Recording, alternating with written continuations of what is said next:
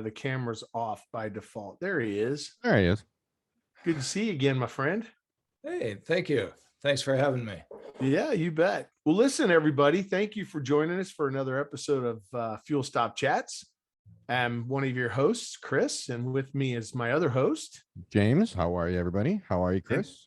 Good, man. Tonight we got a special guest returning for his second visit with us, Steve Brooks.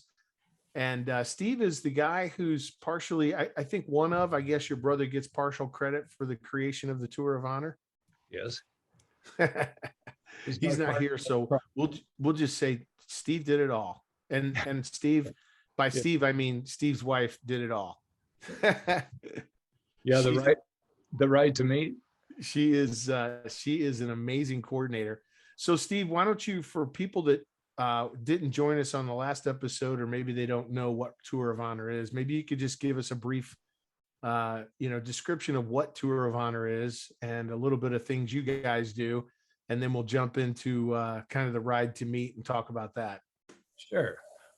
Tour of Honor is actually a grand tour of AMA, and we visit memorials around the United States, 7 in each state, and except for smaller states like back east, there's 4 per state. But including Alaska and Hawaii, they each have 7 memorials picked out. It starts up in April 1st every year and runs through October 31st, and people visit them. And this year so far, I think we're up to about 30,000 sites documented. So as people visit these memorials, they have a unique flag they take with them and take photos of their motorcycles at the memorial. And then they send them into the scores. There are 3 scores, and they document them and verify them, each one. They take a look at each photo that's sent in, and there is a writer's list on tourofhonor.com, and it will show all the different sites that people have visited. So there's memorial sites, and then there's auxiliary rides like canines and war dogs and Huey helicopters, Madonnas of the Trail. There's 12 of those. Gold Star family memorials. And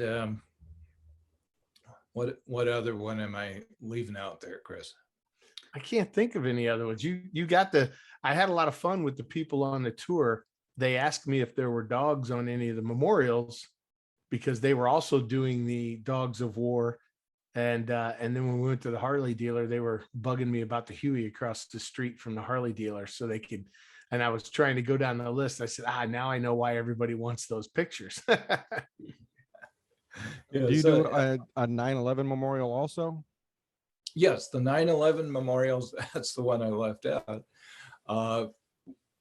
We're started up this year, and writers were discovering these across the United States, and they get added into the Tour of Honor database. And I believe we have the most extensive and up-to-date database, because there were a number of them dedicated this past 9/11, which was the 20th anniversary. And so that has been a popular ride. People really got out there and paying tribute to not only the victims, but also the heroes of Flight 93 and the 412 first responders who perished that day. So that's been a big ride this year. Yeah, that's a beautiful thing to honor that. And, it goes back to, will not forget. And I think keeping that relevant and prioritizing it in people's minds, we won't forget. And I know I never will. I think that's, something that everybody really goes back to. It was funny this year for the 20th anniversary. I thought to myself, I really don't want to go down the road of, a lot of memories of it. It's 20 years. It's not that I want to forget it or put it to rest. Let's not get too wound up and fixated on it myself, just thinking about it, because I do that from time to time. And I did good about halfway through the day, and then I went down the rabbit hole with a bunch of TV shows and movies, and I'm glad that I did. There was some really good stuff on Netflix with regards to 9/11 and the whole how everything took place and the things that followed afterwards into a 20-year war. I don't really want to go down that road with the show today, but I'm glad that it's in the Tour of Honor, and that you guys are paying your respect and showing it the honor that it's due, and getting riders out there to see some of these things, because a lot of people just don't know that they're out there. And I think that's the best part, is the education for the riders to see where these different monuments are so they can go and see them. There are some just breathtaking monuments out there.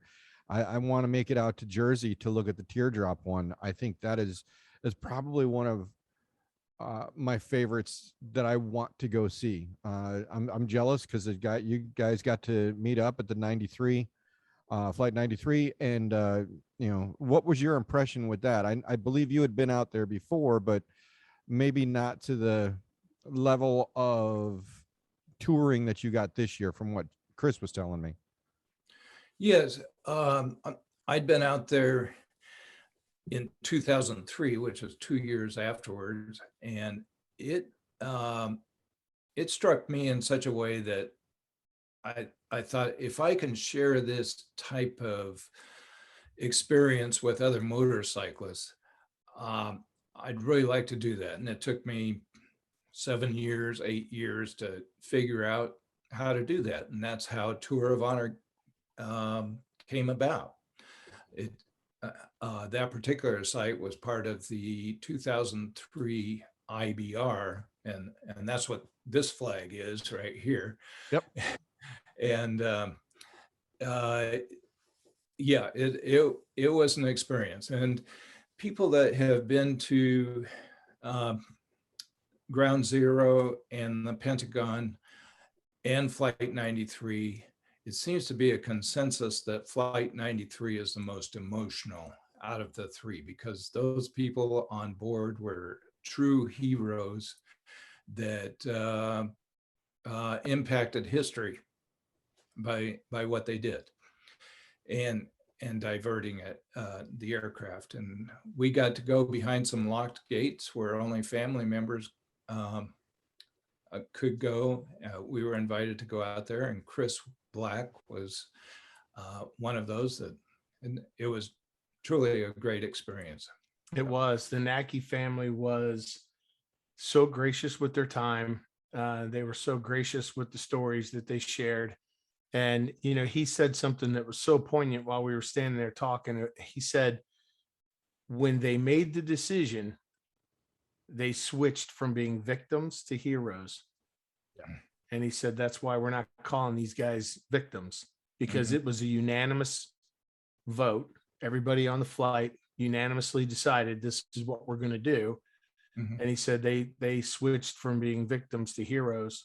And, just to hear him talk about his brother and tell the stories, and then his wife certainly related some of the stuff that he went through as kind of after the events. But, him becoming part of the memorial committee and having such a deep involvement in getting that thing created, you could tell. I mean, it was something he was really proud of.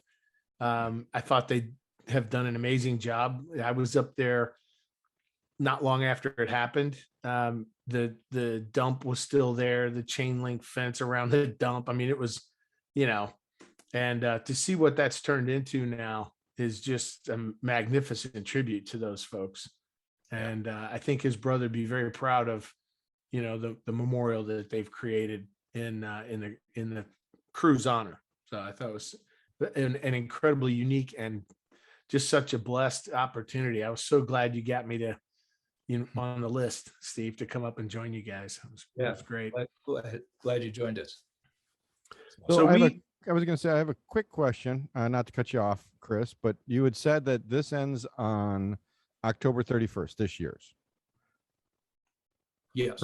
Okay. So if there's people out there that are just learning about Tour of Honor and they want to go to the website, I mean, can they sign up for it now? Let's say they're going to go out and do some leaf peeping, but would like to have some kind of scavenger hunt, if you will, with it, to go and hit some of these memorials.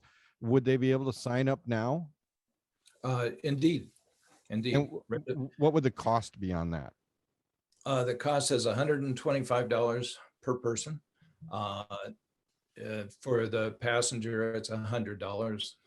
And for that, they get the T-shirt and the flag and some other goodies, and the scoring for the rest of the season. Okay.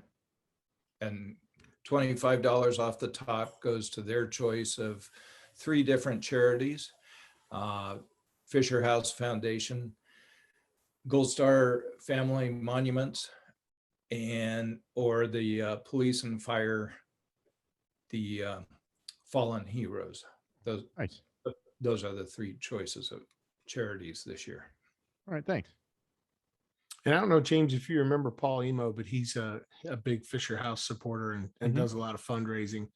And so when I did my donation to the Tour of Honor, I picked the Fisher House, but certainly the others are worthy of it. And I love the fact that it's, so a lot of charities you give money to, and $1 out of 100 goes to the charity, and the rest is all. I love the fact that you guys do it the way you do it, and then after we did the Flight 93, we all rode back, gathered up in Gettysburg, and then we had a couple of days in Gettysburg of some fun. And Steve, go ahead and talk about kind of what happened the rest of the ride to meet in Gettysburg. Next year, we're going to Boise, Idaho, right? Yes. Yeah. Which is where I'm from. So short ride Boise. for you. I love Boise. That's a gorgeous town. I'll tell you what, if anybody's ever had a chance to not visit Boise yet, you should.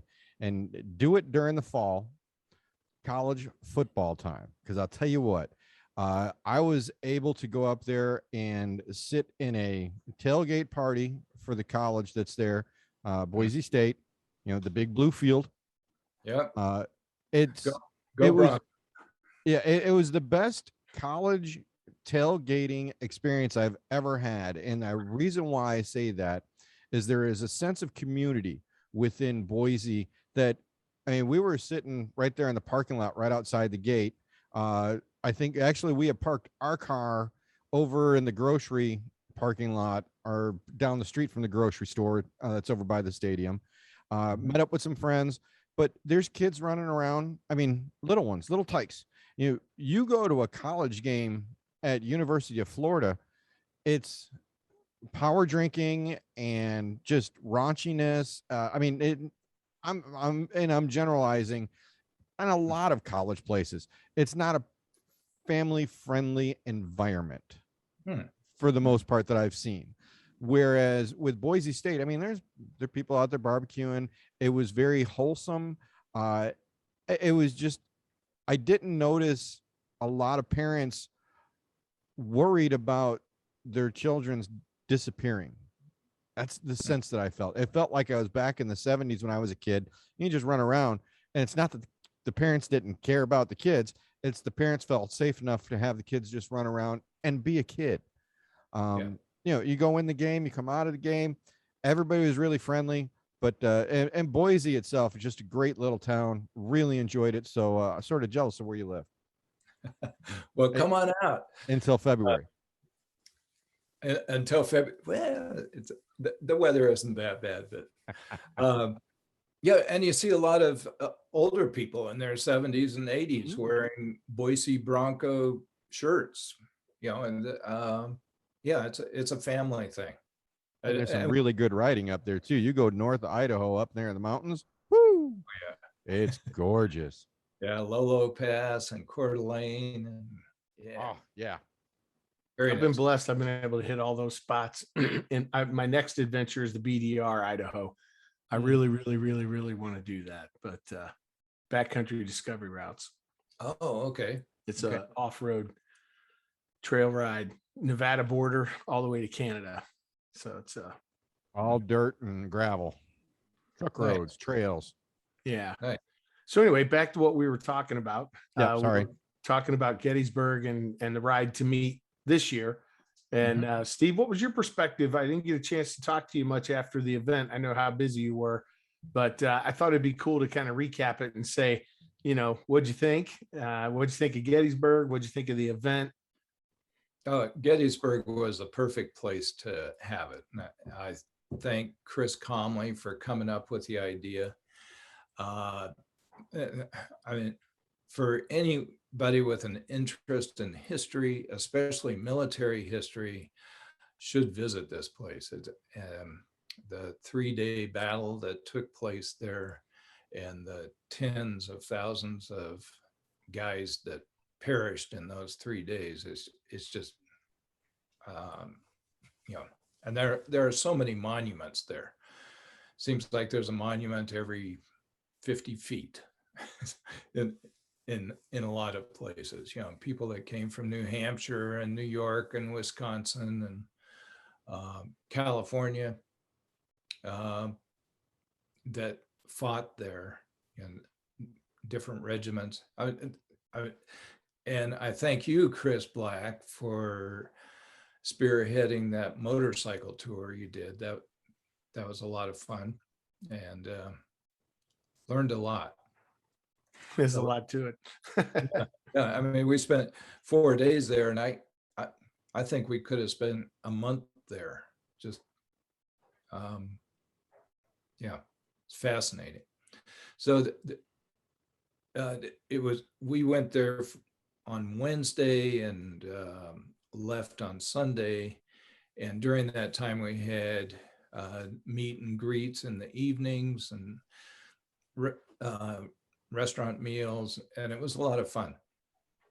It was great meeting everybody. And it's nice putting faces and names with, I sat and hung out with Big Al pretty much the whole time.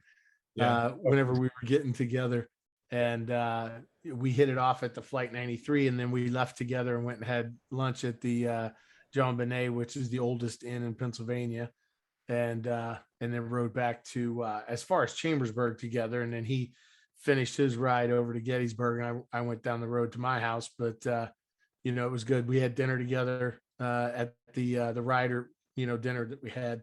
It was a lot of fun. Yeah. And I love the award ceremony. I love listening to, you know, this person got this award from this state for, you know, accomplishing the state first or fastest or, you know, and so that was a lot of fun to see those guys too and see those names. So it was a cool event. Yeah. We had 150 trophies made up. And for those that attended the Ride to Meet, we had the trophies there and presented them to those people. And then it was really cool. We gave awards to the scorers who are just phenomenal. You know, they spend so many hours on every day, every single day. They work their butts off. Yeah, one of the it was father daughter, or two of the scorers, and so it was cool to meet them, and hear his story and sharing his story. And it's cool that he gets to share that with his daughter. So that's pretty neat. So we had the dinner and everybody kind of parted ways, I guess, on Sunday. You guys took off for Parks West. We went north. We explored some roads around Pennsylvania. What an awesome state to ride. So, and then we went up into Maine, through Connecticut into Maine, and you really did a good big ride from Idaho to go all the way out there. Yeah, New Hampshire, Rhode Island, upstate New York, Finger Lakes, Niagara Falls. So we were kind of hoofing it. We had a hotel every night, and then started back home. Now, did you go under the Great Lakes or did you go over the Great Lakes? we came down from Plattsburgh through, was it Syracuse? And then through Ithaca, and then back up to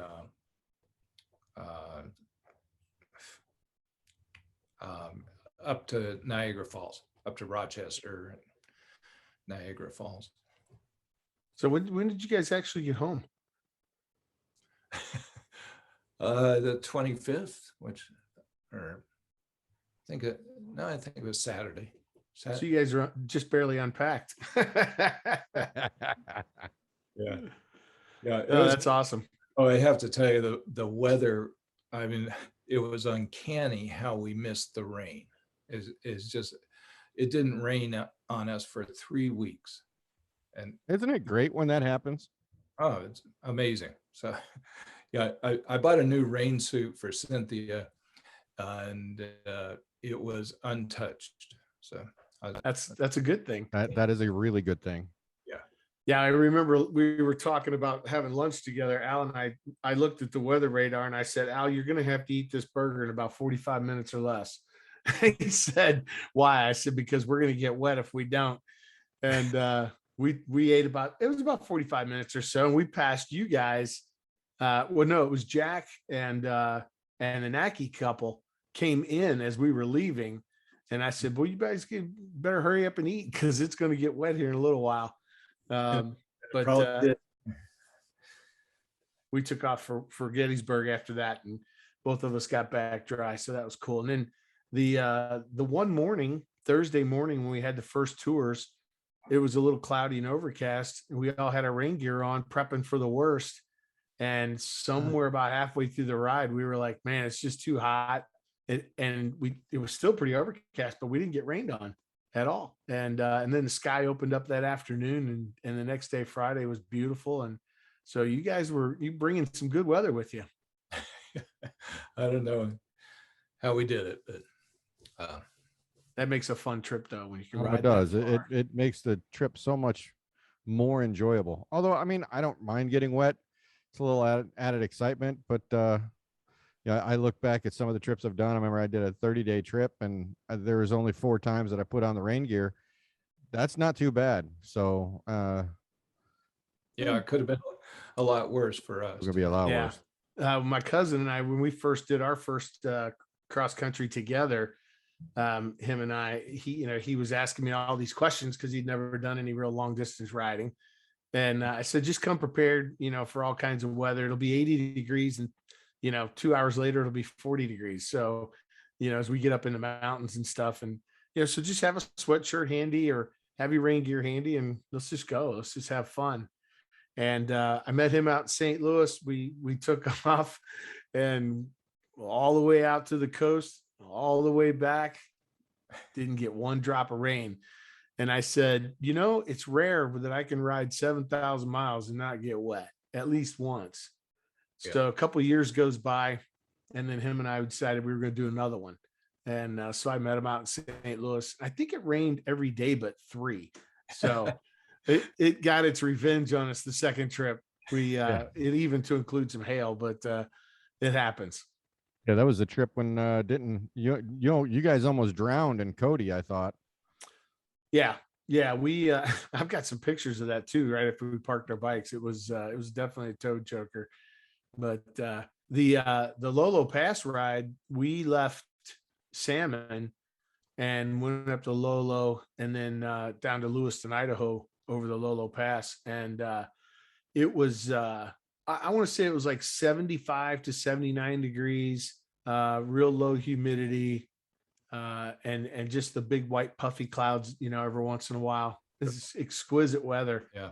And if you haven't done Lolo Pass, I highly recommend that you do, because that river running along the left side the entire way downhill. I told my cousin, I said, water runs downhill, right? He goes, yeah. And I said, we've been on this river here for like 2.5 hours.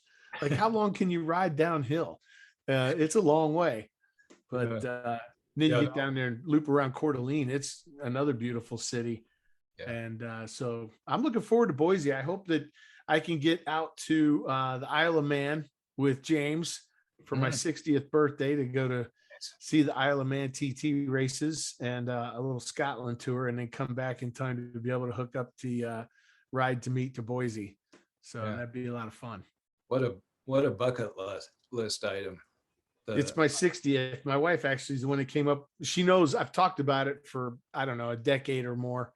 And she come up with the idea of, that for your 60th birthday, you should go. And she actually was coordinating underhandedly behind my back with my good buddy, James, getting this trip set up and organized. And that sucker never said a word to me about it. Never leaked it once. So James, you're going too? That's the plan right now. All right. James is going. He keeps trying to waffle on me, Steve, because he bought this property up in North Carolina. He's building a house. And he's making out this excuse like building a house is going to eat all of the expenses. You know what I'm talking about. Just the whiny usual new home builder stuff. He'll make it. What BS? Yeah. James is going. Yeah. My wife is listening to this tomorrow. Rhoda, I love you. We'll talk about this later. I love you too, Ro. Well, listen, man, we just wanted to touch base with you and check in and see how things went for your rest of your ride, and give another plug for Tour of Honor, and let people know kind of what it is and what it's all about, and get signed up, get out and ride. The app is pretty easy to interface to use, and more than just documenting.